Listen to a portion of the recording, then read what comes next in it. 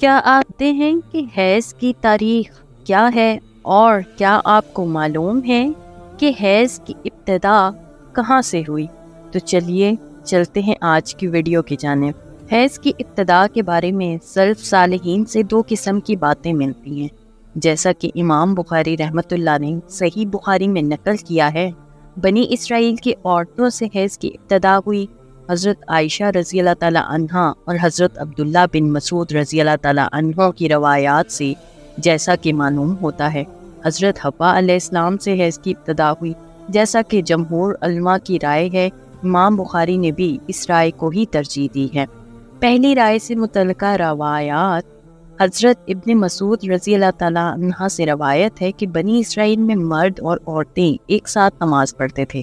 چنانچہ عورت کا یار ہوا کرتا تھا اور وہ لکڑی کا جوتا پہنتی اپنے دوست کو دیکھنے کے لیے، تو اللہ تعالیٰ نے ان پر حیض ڈال دیا۔ یہ روایت حافظ ابن حجر رحمۃ اللہ نے فتح الباری میں مختصر ذکر کی ہے اور اس کی سند کو صحیح قرار دیا ہے، اور اسی روایت کی طرف امام بخاری رحمۃ اللہ نے ارشاد کیا ہے۔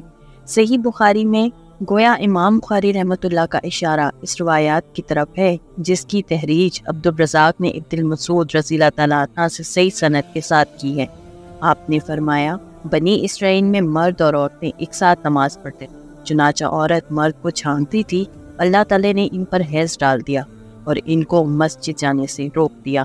حضرت عائشہ رضی اللہ تعالیٰ عنہا سے روایت ہے کہ بنی اسرائیل کی عورتوں نے لکڑی کے جوتے بنوائے تاکہ مساجد میں مردوں کو چھان سکیں، چنانچہ اللہ تعالیٰ نے ان کے مساجد حرام کر دیے اور ان پر حیض کو مسلط کر دیا۔ ایک اور جگہ روایت کیا گیا ہے کہ حضرت آدم علیہ السلام حضرت حوا علیہ السلام کے ساتھ جب زمین پر اتارے گئے اور حضرت حوا نے ان سے پہلے جنت میں نجاست یعنی حیض نہیں دیکھی تھی، تو نماز کے دوران انہیں حیض آ گیا، تو انہوں نے حضرت آدم علیہ السلام سے پوچھا تو ان کو اس کے جواب کا علم نہیں تھا، یہاں تک کہ جبرائیل علیہ السلام نازل ہوئے تو ان سے حضرت آدم علیہ السلام نے پوچھا، لیکن ان کو بھی اس کے بارے میں علم نہیں تھا۔ اس کے بعد حضرت جبرائیل علیہ السلام چلے گئے، پھر حضرت جبرائیل علیہ السلام آئے اور کہا کہ حضرت حوا کو کہو حیض کے دنوں میں نماز چھوڑ دیں اور قضاء کا حکم نہیں لائے۔ پھر ان کو حیض اس حال میں آیا جب وہ روزے سے تھیں، تو انہوں نے اس بارے میں حضرت آدم علیہ السلام سے پوچھا، تو انہوں نے فرمایا افطار کر لو۔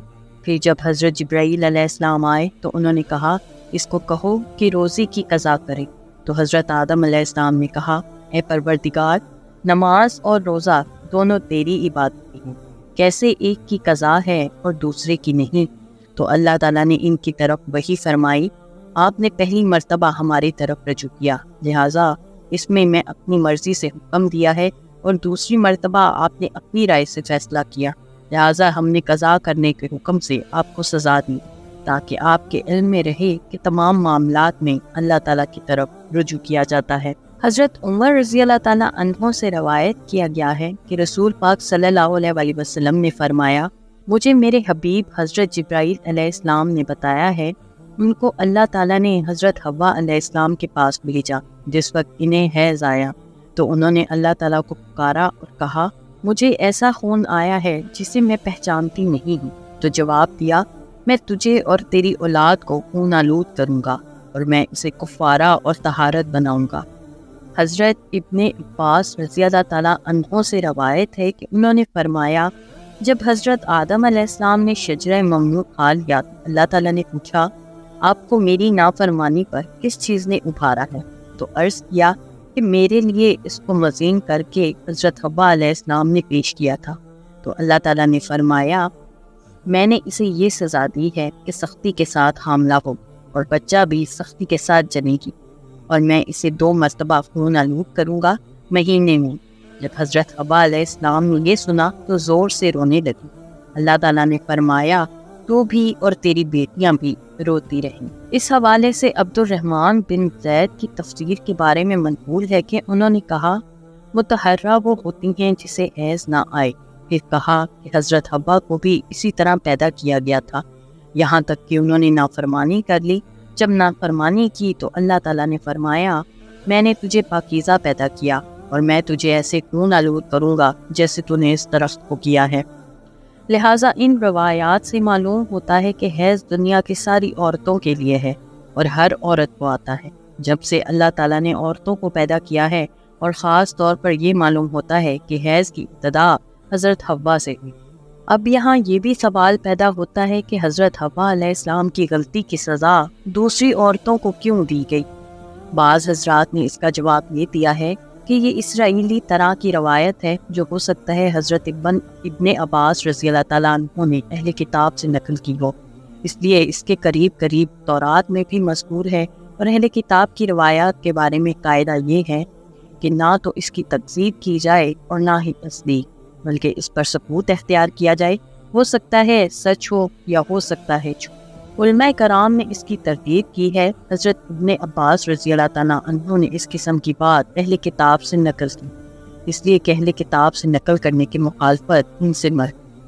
البتہ یہاں یہ کہا جا سکتا ہے کہ یہ ظاہری سبب سا ہے جس سے حضرت آدم علیہ السلام و حضرت حوا علیہ السلام کی جنت سے نکالنے کا سبب شجرہ ممنوع بن گیا تھا، اسی طرح یہ بھی ایک ظاہری سبب سا ہے، ورنہ حقیقت میں اللہ تعالیٰ کی طرف سے حیض ایک نعمت ہے جو اللہ تعالیٰ نے بناتے آدم میں جاری کر دی ہے، اور یہ انسانی وجود کے بقا کا ذریعہ ہے۔ چنانچہ جس عورت کو حیض نہ آتا ہو اس کی ہاں اولاد نہیں ہوتی۔ اسی طرح جس عمر میں عورت کو حیض بند ہو جائے تو عورت بانجھ بن جاتی ہے۔ اسی طرح جب بچہ ماں کے پیٹ میں ہوتا ہے تو اللہ تعالیٰ اسی حیض کے ذریعے اسے غذا فراہم کرتا ہے جس سے بچے کی نشو و نما ہوتی ہے۔ لہٰذا حیض اللہ تعالیٰ کی طرف سے ایک نعمت ہے جس کا ذریعہ اس طرح بنایا گیا۔ حضرت آدم علیہ السلام جنت سے نکالے گئے تو ان کی نسل پھیلی اور اب آپ اور ہم وجود میں آئے، ورنہ نہ نکالے جاتے تو نسل انسانی کہاں پھیلتی۔ اگرچہ اللہ تعالیٰ ہر چیز پر قادر ہے، لیکن اس نے ہر کام کا ایک نظام بنا رکھا ہے۔ اس طرح کی مزید دلچسپ ویڈیوز دیکھنے کے لیے دیکھتے رہیے میرے چینل کو لائک، سبسکرائب اور شیئر ضرور کیجیے، اور ساتھ ہی ساتھ بیل آئیکن کو بھی دبا دیجیے۔ شکریہ۔ اللہ حافظ۔